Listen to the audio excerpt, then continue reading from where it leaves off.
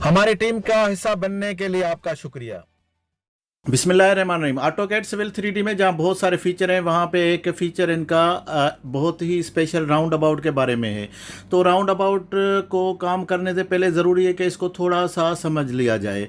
इसके बारे में इंफॉर्मेशन इसलिए भी ज़रूरी है कि ये यूजुअली यूज़ नहीं होता है। ये हाईवे पे आप कितने ही किलोमीटर चलते जाते हैं तो आपके पास इस तरह का कोई राउंड अबाउट नहीं आता है। ये सिटीज़ के अंदर कोई स्पेशल जंक्शन में इस तरह से कोई राउंड अबाउट आता है तो इसके लिए बहुत ही कम इंफॉर्मेशन होती है। और जब हमें ऑटोकैड सिविल 3D में इसको ड्रा करेंगे तो उसके ज़रूरी है कि हमारे पास इसकी कोई इंफॉर्मेशन भी मौजूद हो।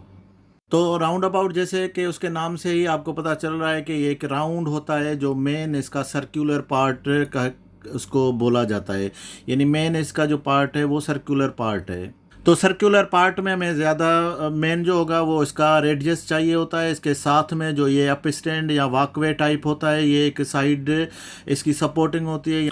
तो इन सब की विड्थ ये मेंटेन करनी पड़ेगी हमें। जो ऑटोकैड सिविल 3 को डेटा देना होता है इस तरह से इसकी जो सेंटर का रेडियस, उसके बाद हमें लाइंस आ जाती हैं कि हमें कितनी लेन गाड़ियों के लिए चाहिए, एक गाड़ी या दो गाड़ी या तीन लेन भी। डिज़ाइन इस पर डिपेंड करता है कितना बड़ा जंक्शन है या कितना ज्यादा ट्रैफिक फ्लो है इसके साथ ही सर्कल, इस जो सर्कुलर पार्ट होता है उसमें जो रोड आके टच होते हैं उनको अप्रोचेस बोलते हैं। ये अप्रोचेस डिपेंड करता है कि आपके कितनी डायरेक्शन से भी आ रही हैं। हो सकता है कि ये चारों डायरेक्शन से आ रहे हैं और हो सकता है कि ये 2 या 3 डायरेक्शन में भी महदूद हो।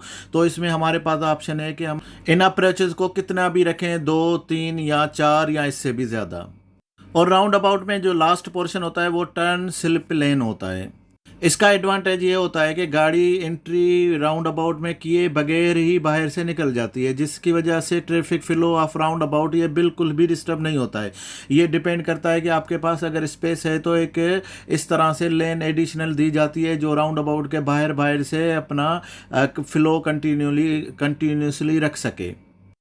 और जब एक राउंड अबाउट में इतनी ट्रैफिक हर तरफ से मूव करती आती है तो एक्सीडेंट के भी चांस होते हैं। तो इसके लिए राउंड अबाउट के कुछ रूल रेगुलेशंस होते हैं जो कि हम सर्वे के पॉइंट ऑफ व्यू से या इंजीनियरिंग पॉइंट ऑफ व्यू से इसकी मार्किंग करते हैं। तो इनके साइन बोर्ड्स होते हैं और वो साइन और रोड मार्किंग ये डिफाइन करती हैं कि ये कौन सी गाड़ी का फ्लो फर्स्ट राइट बनता है और उसके बाद जो सेकंड राइट किसका बनता है। तो इस तरह से एक तो लेन की सारी मार्किंग की जाती है और ट्रैफिक फ्लो में स्टॉप लेन और रोड मार्किंग और येलो लाइन साइन बोर्ड से ये इस तरह से बहुत सारी चीज़ें होती हैं। जिस तरह से ये भी हम ऑटोकैड सिविल 3D के मदद से इसमें डिज़ाइन करते हैं। और यहाँ पे जैसे पेडेस्ट्रल क्रॉसिंग है या कोई अप्रोचेज हैं या उनके बीच में जो आप ये आइलैंड भी देख रहे हैं तो इनके भी एक डिज़ाइन होती है, प्रॉपर शेप होता है और रेडियस होते हैं, जिसकी वजह से ट्रैफिक फ्लो और ड्राइविंग में किसी भी तरह से कोई भी प्रॉब्लम नहीं होता है और ये ट्रैफिक आसानी से कंटिन्यूसली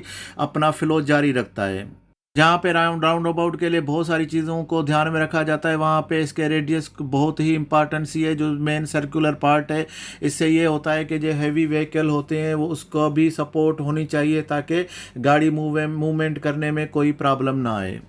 से जो राउंड अबाउट में डिज़ाइन करने के टाइम पे हमें सर्कुलर पोर्शन, उसके अप स्टैंड साइड और उसके बाद लेन का तरतीब करना और उसके बाद साथ में अप्रोचेज और टर्न स्लिप लाइन, इस तरह से इन चीज़ों का ध्यान रखना पड़ेगा जो कि हमारे लेक्चर्स में आगे डिस्कस होने वाले हैं। और इसके साथ साथ रोड मार्किंग, साइन बोर्ड्स और ये सारी भी हमारे लेक्चर्स में शामिल होंगे। तो उम्मीद है कि जब ऑटोकैड सिविल 3D में हम काम करेंगे तो ये वीडियो आपको बहुत उसके समझने में यूज़फुल होगी। हमारी टीम का हिस्सा बनने के लिए आपका शुक्रिया।